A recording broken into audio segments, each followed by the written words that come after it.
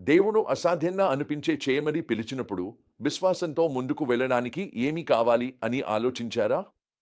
బాగా. ఈరోజు భాగం మనకు అదే చూపిస్తుంది. దేవుని మీద వారు పూర్తిగా ఆయనపై నమ్మకం ఉంచి విశ్వాసంతో ముందడుగు వేయాల్సిన క్షణాన్ని. అది చరిత్రను మార్చివేసింది.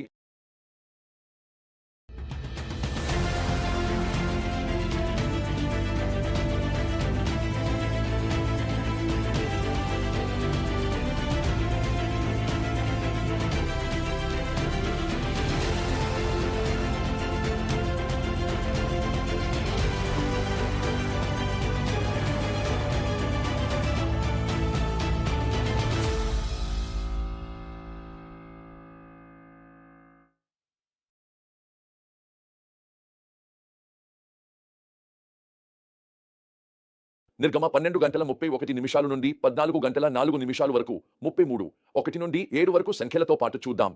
అక్కడ దేవుడు ఇశ్రాయేలీయులను ఐగుప్తు నుండి నాటకీయంగా విడిపించిన తీరును చూస్తాము. నేడు మనం పరిశీలించబోయే సత్యం ఇదే. దేవుడు ఒక వాగ్దానం చేస్తే ఆయన దాన్ని నెరవేరుస్తాడు. కానీ చాలా సందర్భాల్లో ఆ వాగ్దానం నెరవేరడానికి మనం విశ్వాసంతో ముందడుగు వేయాలి. ఆదికాండం 15లో దేవుడు అబ్రహాముకు ఆయన సంతతి తమది కాని దేశంలో 400 సంవత్సరాలు పరదేశులుగా ఉంటారని చెప్పాడు. ఇప్పుడు ఇశ్రాయేలీలు ఈజిప్టులో స్థిరపడిన 430 సంవత్సరాల తర్వాత దేవుడు ఆ వాగ్దానాన్ని నెరవేర్చుతున్నట్లు మనం చూస్తున్నాం. నిర్గమకాండం 12:40-41లో ఇలా ఉంది. ఇశ్రాయేలీలు ఈజిప్టులో నివసించిన కాలం 430 సంవత్సరాలు. 430 సంవత్సరాల చివరికి అదే రోజున ప్రభువు సైన్యాలన్నీ ఈజిప్టును విడిచిపోయాయి. కానీ ఇక్కడ ఒక విషయం ఉంది. దేవుడు వారిని విమోచించడానికి సిద్ధంగా ఉన్నప్పటికీ ఇశ్రాయేలీయులు విశ్వాసంతో ముందడుగు వేయాల్సి వచ్చింది. వారు క్షణానైనా బయలుదేరేందుకు సిద్ధంగా ఉండాలి. దేవుని మార్గదర్శకత్వాన్ని నమ్మాలి. అది అర్థం కాకపోయినా సరే దేవుడు వారికి అవసరం అందిస్తాడని వారు నమ్మాలి. అరణ్యంలో కానీ దేవుడు అరణ్యాన్ని కూడా ఈజిప్టును తెలుసు. మీ విశ్వాసాన్ని పరీక్ష ఆయన మిమ్మల్ని నడిపించవచ్చు. He led me into one back in 1973. దేవుడు నా 2 స్నేహితులకు నాకు తూర్పు బెర్లిన్ కమ్యూనిస్ట్ యువజనోత్సవంలో చొరబడి సువార్త పంచాలని చెప్పాడు. అది అసాధ్యంగా అనిపించింది. పశ్చిమ బెర్లిన్ నుండి తూర్పు బెర్లిన్కు వెళ్లేందుకు ప్రతిరోజు వీసాలు అవసరం. మాకు ఎవరూ పరిచయం లేకపోయింది. సువార్తను పంచుకోవడం నిషేధించబడింది. అక్కడ అందరూ నాస్తికులు అవుతారు మరియు బెర్లిన్కు వెళ్లడానికి డబ్బు లేదు. వ్యతిరేకంగా ఉంది. కానీ మేము దేవుని మార్గదర్శకత్వం కోసం ఒకరోజు ప్రార్థన మరియు ఉపవాసంలో గడిపాము. యెషయా 58 ఒక వాగ్దానం ఇచ్చాడు. అప్పుడు నీ నీతి నీ ముందుగా నడుచును, యెహోవా మహిమ నీ వెనుక రక్షకుడుగా నుండును. ఆ మాట దేవుడు మార్గనిర్దేశం చేస్తున్నాడనే భరోసాను ఇచ్చింది. మేము విశ్వాసంతో ముందుకు వెళ్ళాము. ఇశ్రాయేలీయులు చేసినట్లుగానే దేవుడు మాకు కూడా అద్భుతమైన మార్గాల్లో సహాయం చేశాడు. మాకు అవసరమైన ఆర్థిక సహాయాన్ని ఆయన అందించాడు. ఆయన సరిహద్దులు తెరిచాడు. కమ్యూనిస్ట్ యువకులు మమ్మల్ని ఆటోగ్రాఫ్ కోరారు. మేము సువార్త పంచుకునే అవకాశం పొందాము. కొన్ని రోజుల పాటు వేలాది మంది యేసు సందేశాన్ని విన్నారు. ఇంకా 200 మందికి యువ నాస్తికులు యేసును అనుసరించేవారిగా మారారు. మేము యేసు పరేడ్ నిర్వహించాము. కమ్యూనిస్ట్ యువజనోత్సవం చివరి రాత్రి మేము దేవుని మహిమను చూశాము. దేవుడు మారలేదు. ఇశ్రాయేలీయుల దేవుడు మన దేవుడు. ఇప్పుడు దేవుడు ఈ ఇశ్రాయేలీలతో ఎలా పనిచేశాడో చూద్దాం. ఇశ్రాయేలీలు తమ నిర్గమయాత్రను ప్రారంభించినప్పుడు దేవుని పోషణ మరియు మార్గదర్శకత్వం ఆశ్చర్యకరమైన రీతిలో స్పష్టమైంది. అనుకోని పరిణామంగా ఈజిప్టీయులు ఇశ్రాయేలీయులు అడిగినప్పుడు స్వచ్ఛందంగా వెండి, బంగారం, వస్త్రాలను ఇచ్చారు. ఇది మనం విశ్వాసంతో ముందుకు వెళ్ళినప్పుడు అనూహ్య మార్గాల ద్వారా కూడా దేవుడు ఎలా సమకూర్చగలడో చూపిస్తుంది.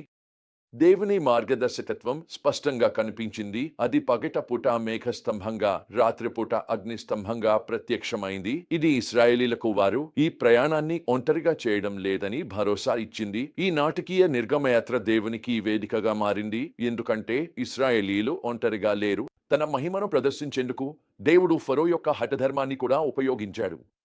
సైన్యం ఇశ్రాయేలీయులను తరుముతున్నప్పుడు దైవశక్తిని వెల్లడించేందుకు ఇది ఒక సాధనంగా మారింది. ఇశ్రాయేలీయులు పారిపోయిన శరణార్థులుగా కాకుండా సిద్ధంగా ఏర్పాటు చేసిన సమూహంగా బయలుదేరారు. ఇది దేవుని విమోచన సంపూర్ణతను చూపించింది. ఈ నిర్గమ కథ మన విశ్వాస చర్యలు దేవునికి మన జీవితాల్లో ఆయన పోషణ, మార్గదర్శకత్వం, మహిమను విమోచన ద్వారా ప్రదర్శించేందుకు ఎలా మార్గం సుగమం చేస్తాయో స్పష్టంగా చూపిస్తుంది.